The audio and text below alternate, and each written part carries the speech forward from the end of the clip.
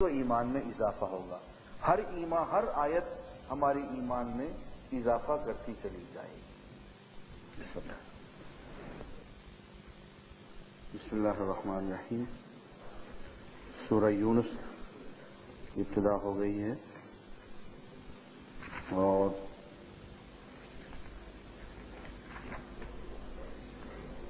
آج سورہ یونس مکمل کرنی ہے یا آگے بھی جانا ہے؟ بس ٹھیک ہے.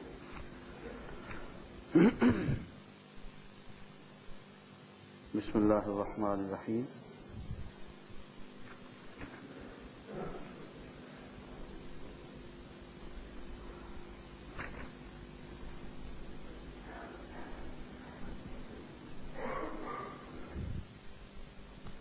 وجاوزنا ببنی اسرائیل البحر فأتبعهم فرعون وجنوده بغيا وعدوا.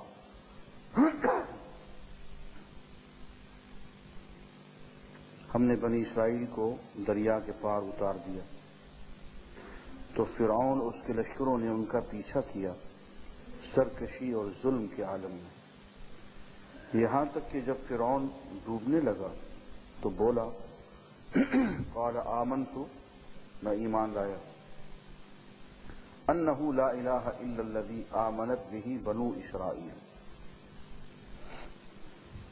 کہ کوئی سچا معبود نہیں ہے سوائے اس کے جس پر بنی اسرائیل ایمان لائے، وَأَنَا مِنَ الْمُسْلِمِينَ، اور میں اب مسلمانوں میں سے ہوں. الآن، اچھا اب، وَقَدْ عَصَيْتَ قَبْلُ، اس سے پہلے تو نافرمان رہا، وَكُنْتَ مِنَ الْمُفْسِدِينَ، اور تو فسادیوں میں سے تھا. فَالْيَوْمَ نُنَجِّيكَ بِبَدَنِكَ، آج ہم تیرے بدن کو فنا ہونے سے بچا لیں گے، تیرے بدن کو ہمیشہ کے لیے باقی رکھیں گے. لِتَكُونَ لِمَنْ خَلْفَكَ آیَةً، تاکہ بعد میں آنے والوں کے لیے تو ایک نشان عبرت بن جائے.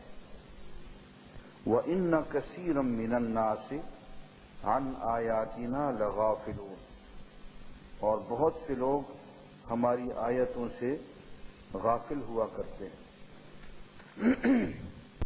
ان پہ خصوصی توجہ کی ضرورت ہے.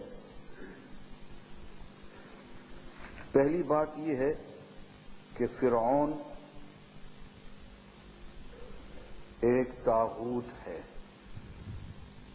طاغوت کی تعریف کر دینا ضروری ہے.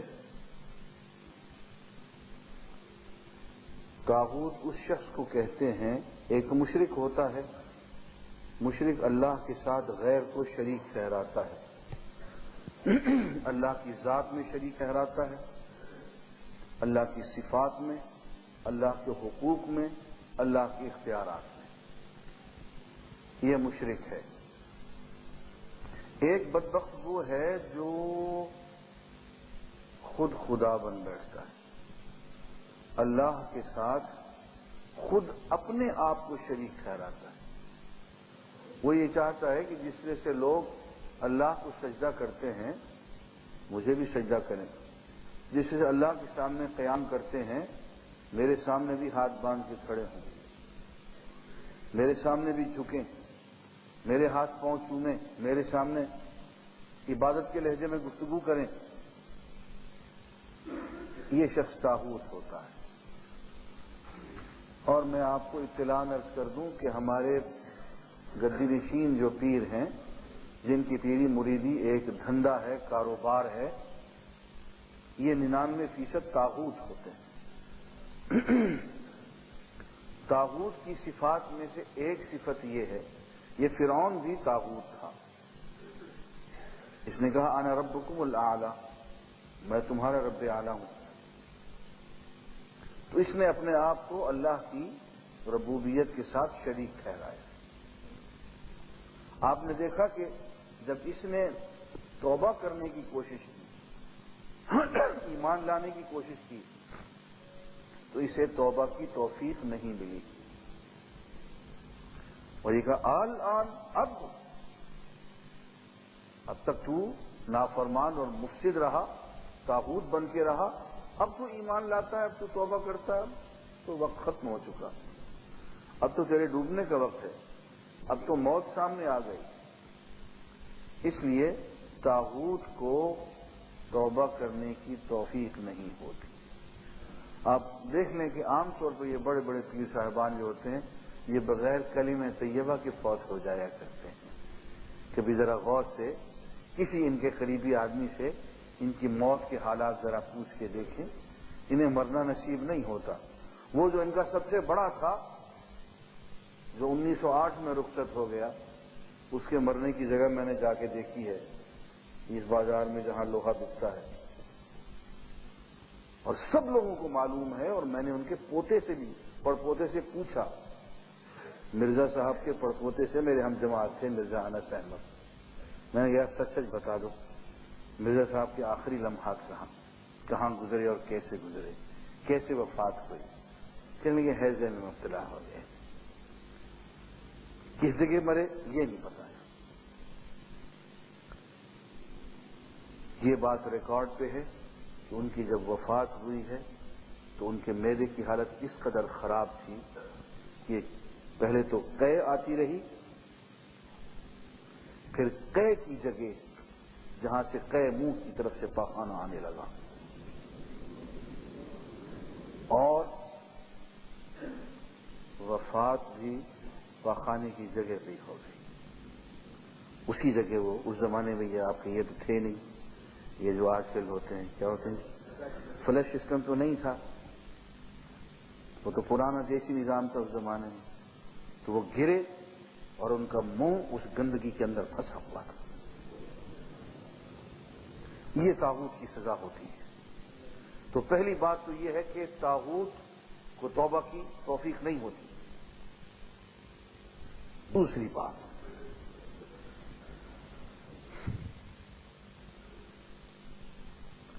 فرعون کو ہاں توبہ کی بھی اجازت اس وقت تک ہے، حدیث میں آتا ہے ما لم یغرغر، جب تک کہ جان حلق تک نہ آ جائے، موت کے آثار بالکل ظاہر ہو جائیں اور دمکشی کی کیفیت، ایسا تو نہیں ہے، وہاں تو مجھے ملی نہیں۔ قرآن نے اپنے طور پہ یہ بات کہہ دی کہ ہم تیرے بدن کو باقی رکھیں گے، ہم تیرے بدن کو ضائع نہیں ہونے دیں گے، اور اس کے ڈوب جانے کے 3000 سال بعد تو اس کا بدن محفوظ ہے اور بعد میں آنے والوں کے لیے نشان عبرت کے طور پہ نمودار ہوگا۔ تو دنیا نے شور مچائے رکھا کہ کہاں ہے جی وہ بدن، فرعون کی لاش کہاں ہے؟ اور سچی بات یہ ہے کہ اہل قرآن کے پاس، مسلمانوں کے پاس اس کا کوئی جواب نہیں تھا۔ قرآن نے تو کہہ دیا کہ ہے، اس کی لاش محفوظ ہے، اس کی لاش کو مچھلیوں نے، کیڑوں مکوڑوں نے، مگرمچھوں نے، پانی نے، کچھ بھی نہ کھائے تو پانی ہی کھا جاتا ہے، کسی نے نہیں چکھا ہی نہیں، محفوظ کر دیا۔ تو 1960 میں آ کے اس کی لاش یکلخت برآمد ہو گئی، اور برآمد کرنے والے مسلمان نہیں تھے، سرکرافٹن تھے، ایک عیسائی، اور وہ محقق تھے۔ انہوں نے تمام نشانیوں کے ذریعے سے یہ ثابت کر دیا کہ یہ لاش آج سے 4500 سال پہلے ڈوبی ہے، اور اسی گرم پانی کے چشمے میں یہیں کہیں بحیرہ مردار کے اندر پھرتی رہی ہے، اور اس پہ نمک کی اتنی تہیں چڑھ گئی تھی، اس پہ نمک کی اتنی تہیں چڑھ گئی تھی کہ اس سے وہ فیصلہ کرنے میں کامیاب ہو گئے کہ اس لاش کو ڈوبے ہوئے اتنا عرصہ ہو گیا۔ اور تاریخی طور پہ خود اپنے تورات کے حساب سے، انجیل کے حساب سے جو جو نشانیاں، خود اپنی آسمانی کتابوں کے حساب سے ان کے بعد جو جو نشانیاں فرعون کے بدن کی تھیں وہ ساری اس میں مل گئیں، اور انہوں نے پوری دنیا کو یہ خوشخبری سنائی کہ فرعون کی لاش برآمد ہو گئی ہے۔ اب میں آپ سے پوچھتا ہوں کہ یہ فرعون کی لاش کا برآمد ہو جانا کیا یہ قرآن کی حقانیت کی دلیل نہیں ہے؟ ہم سے تو وہی پوچھتے رہے کہ یہ کیا بات ہے صاحب، وہ لاش جو کہ 4000 سال پہلے 3000 سال پہلے ڈوب چکی ہے، قرآن کہتا ہے کہ وہ محفوظ ہے۔ اب یہ اتنا بڑا بیان دے دینا کوئی مذاق کی بات تو نہیں۔ آج کا کوئی سائنسدان، آج کا کوئی شخص کسی شخص کے بارے میں جو مردہ ہو کہہ دے کہ جی اس کی لاش قبر میں محفوظ پڑی ہوئی ہے، کیڑوں نے نہیں کھایا ہے، بہت مشکل کام ہے۔ آپ 2 سال پہلے کی لاش کے بارے میں نہیں کہہ سکتے، آپ 1 سال پہلے کی لاش کے بارے میں نہیں کہہ سکتے کہ یہ ہم نے دفن کیا ہوا اب تک محفوظ پڑی ہوئی ہے۔ 3000 پہلے کی لاش کے بارے میں جو ڈوب گئی پانی میں، قرآن کہتا ہے کہ جسم محفوظ ہے اس کا، اور ایک وقت آئے گا کہ پوری دنیا کے لیے وہ، آنے والوں کے لیے وہ نشانی بن کے ابھرے گا۔ تو یہ بات جو قرآن مجید نے کہی اور اپنے طور پہ کہی، کسی اور کا سہارا لے کے نہیں کہی، وہ 1907 میں ثابت ہو گئی۔ یہ قرآن مجید کا بہت بڑا معجزہ ہے، اور اس کے سچا ہونے کی اور اللہ کا کلام ہونے کی بہت بڑی دلیل ہے۔ بسم اللہ۔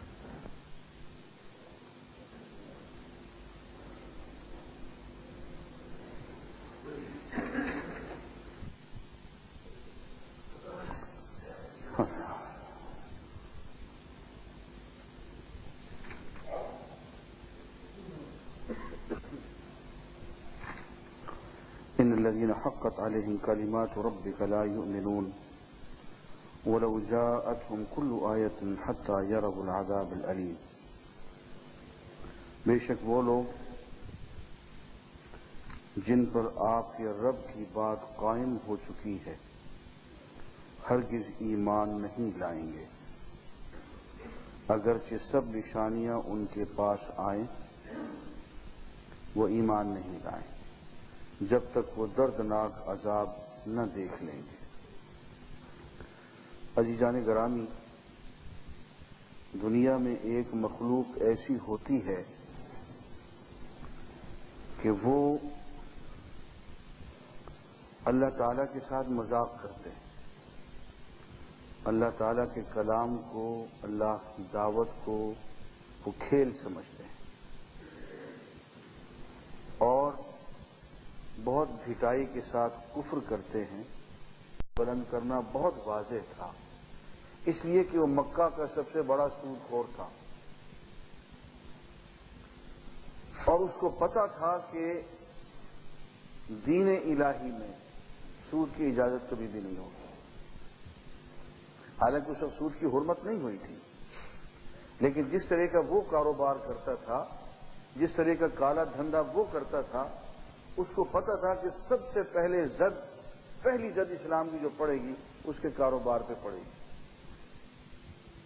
ابو جہل اونچ نیچ کا ایک نمائندہ تھا، اپنے آپ کو وہ ایک قائد، ایک لیڈر اور ایک بڑا آدمی سمجھتا تھا، اور اس کی شان کے خلاف تھا کہ کوئی نچلی سطح کا آدمی اس کے برابر میں بیٹھے۔ مساوات کا ہر تصور ابو جہل کے لیے زہر تھا، اور اس نے بار بار کہا کہ ان لوگوں کو اپنی مجلس سے نکال دو، ہم آ کے تمہاری بات سنتے ہیں، ہم تمہارا ساتھ دیتے ہیں، لیکن تم یہ چاہو کہ میں اپنے غلام کے ساتھ ساتھ بیٹھ جاؤں، یہ بلال بھی بیٹھا ہوا ہو، یہ میں بھی ساتھ بیٹھ جاؤں، یہ تو ہماری توہین ہے۔ ہم عزت والے لوگ ہیں، ہمارا ایک مقام ہے، ہماری ایک حیثیت ہے، یہ لو پلیسڈ لوگ اور ہم ایک ہی صف میں کھڑے ہو جائیں، ایک ہی مجلس میں بیٹھ جائیں۔ اب یہ ایک ویسٹڈ انٹرسٹ ہے، یہ ایک مفاد ہے، من گھڑت مفاد ہے، غلط مفاد ہے، لیکن ان کے نزدیک اس مفاد کی اہمیت حق، دین، اسلام، اللہ اور اللہ کے رسول سے زیادہ تھی۔ جہاں یہ صورتحال ہو وہاں پہ اللہ تعالی کی طرف سے فیصلہ آ جاتا ہے، مہر لگ جاتی، ختم اللہ علی قلوبہم وعلی سمعہم وعلی ابصارہم غشاوہ، ان کے دلوں پہ، ان کے کانوں پہ، ان کی آنکھوں پہ مہر، ان کی آنکھوں پہ پردہ۔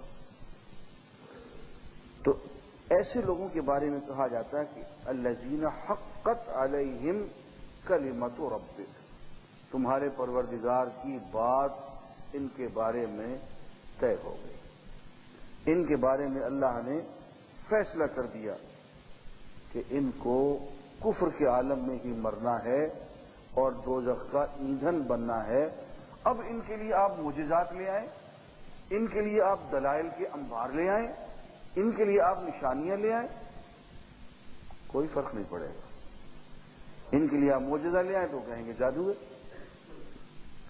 ان کے لیے جو کچھ آپ دلائل پہ دلائل لیتے چلے جائیں گے، ان پہ چونکہ مہر لگ چکی ہے، اور مہر اللہ نے خود نہیں لگائی، وہ ان کے دل کی ٹیڑھ کی وجہ سے، ان کے مفاد پرستی کی وجہ سے اللہ نے بھی ان کا راستہ روک دیا ہے۔ اب آپ جتنا زور لگاتے رہیں، یہ اسلام پہ نہیں آئیں گے، دین پہ نہیں آئیں گے۔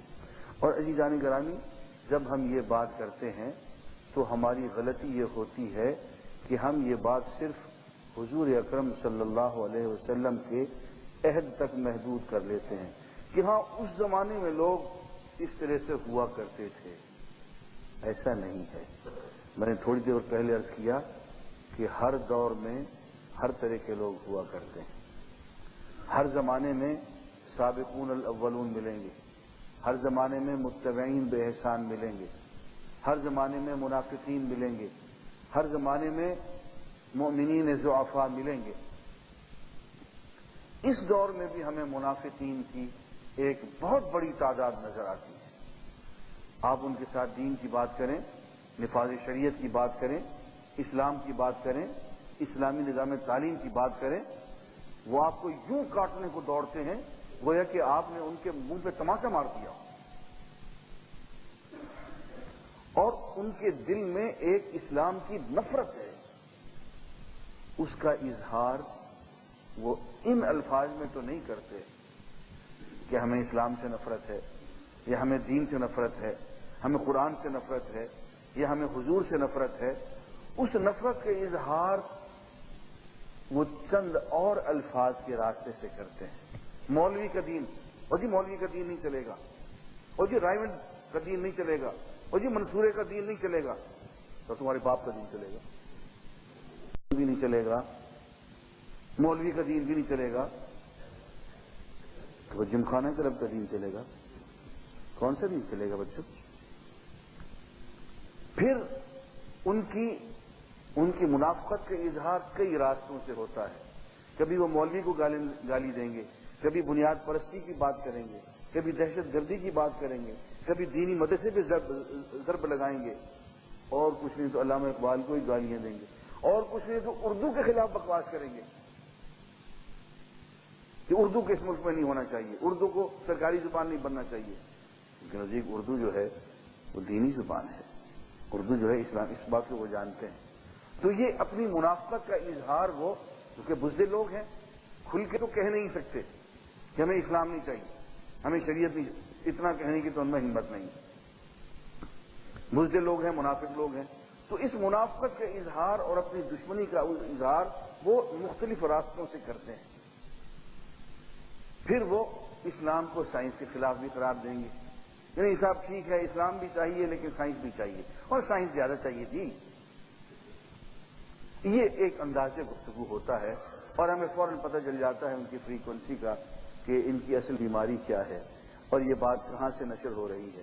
یہ بات واشنگٹن سے کہی جا رہی ہے لیکن ان کے منہ سے نکل رہی ہے۔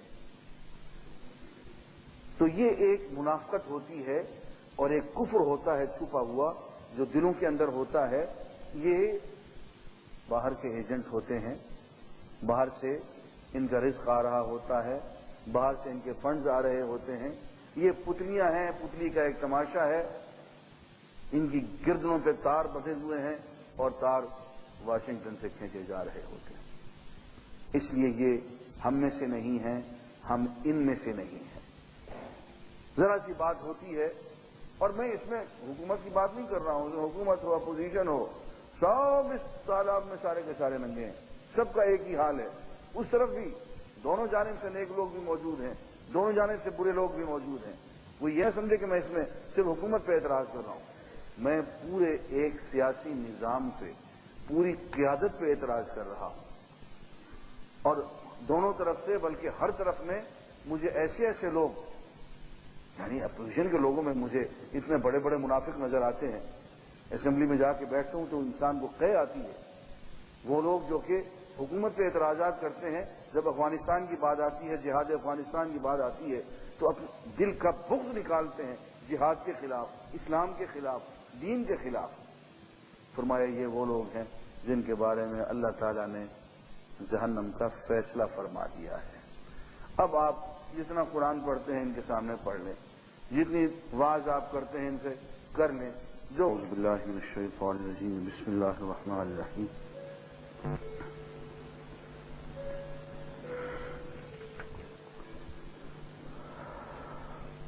وما من دابة في الأرض إلا على الله رزقها ويعلم مستقرها ومستودعها كل في كتاب مبين.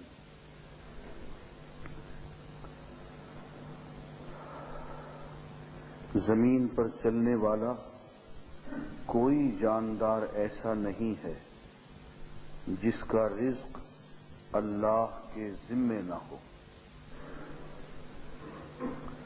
وہ جانتا ہے کہ اس کی جائے رہائش کہاں ہے اور اس کی جائے سپردگی کہاں ہے. سب کچھ ایک کھلی ہوئی کتاب میں لکھا جا چکا ہے. عزیزان گرامی، اس موضوع پہ میں بار بار عرض کر رہا ہوں کہ الا لہ الخلق ولہ الامر. یاد رکھو کہ پیدا اسی نے کیا ہے اور پیدا کرنے کے بعد باقی رکھنے کی تدبیر بھی وہی کرتا ہے. کس طرح سے زندہ رکھنا ہے، کہاں زندہ رکھنا ہے، زندگی کو باقی رکھنے کے عوامل، اسباب کہاں سے مہیا کرنے ہیں، یہ انسان کے بس کی بات نہیں ہے. ایک رزق زمین میں ڈھونڈتے پھرتے ہو، تمہارا رزق تو آسمانوں میں ہے. اور ایک جگہ فرمایا وَيَرْزُقْهُ مِنْ حَيْثُ لَا يَحْتَسِبُ. وہی ہے جو رزق دیتا ہے انسان کو اس جگہ سے جہاں سے اس کا گمان بھی نہیں ہوتا. تو یہ رزق کا معاملہ کچھ ایسا ہے کہ اس کے معاملے میں ہمیں آنکھیں کھولنی چاہیے اور دیکھنا چاہیے کہ یہ کہاں سے آتا ہے. یہ نادانی کی بات ہے. ہم سمجھتے ہیں کہ شاید ہمارا رزق زمین سے آ رہا ہے، دکان سے آ رہا ہے، ملازمت سے آ رہا ہے. رزق صرف اللہ کی ذات ہے جو وہ دیتا ہے. اسباب کی دنیا اس نے بنائی ہوئی ہے، اسباب کو مطیع بنا دیتا ہے، فرما بردار بنا دیتا ہے. یہ بھی اسی کا کام ہے. تو یہاں پہ یہ فرمایا وما من دابۃ فی الارض. زمین پہ کوئی جاندار چلنے والا ایسا نہیں ہے جس کا رزق علی اللہ، اللہ کے اوپر نہ ہو، اللہ کے ذمے نہ ہو. اللہ نے اپنے ذمے ہر ایک کا رزق لے رکھا ہے. جتنی اس نے زندگی لکھی ہے اس وقت تک رزق مہیا کرنا